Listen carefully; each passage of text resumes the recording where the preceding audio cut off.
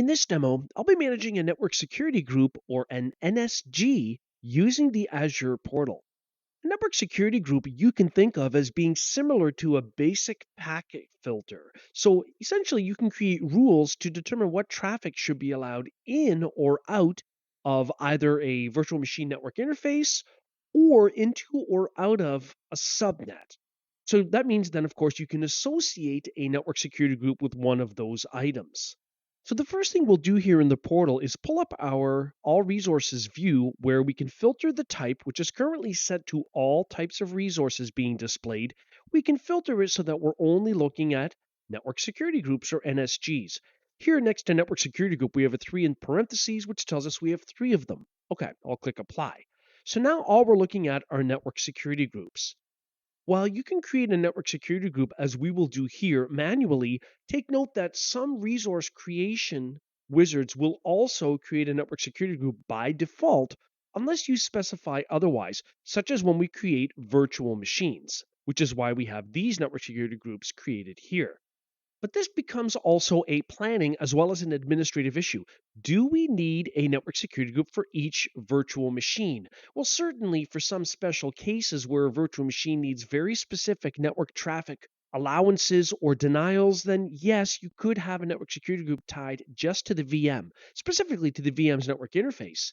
But if you've got a bunch of Linux VMs, say in a subnet, and you want to allow SSH on TCP port 22, why on earth would you have a separate network security group for each VM just for that purpose? Why not just have one network security group that allows that traffic and then associate that network security group with the subnet?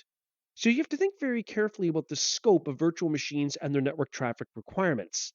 If I were to open up any of these existing network security groups, then I could click down on network interfaces on the left to see if it's associated with a network interface.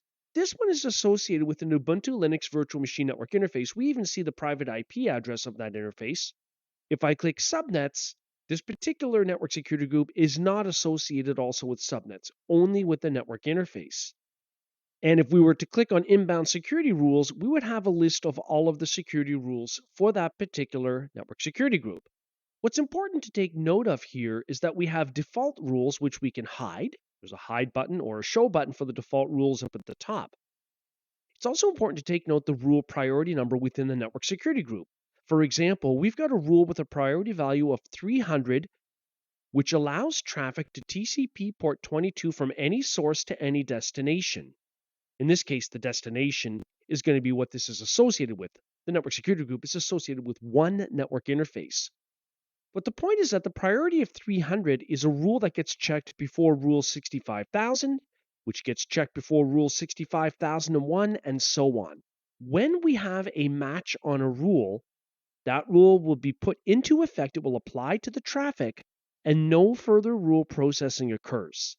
So that's why at the very bottom we have a deny all inbound rule from any source going to any destination.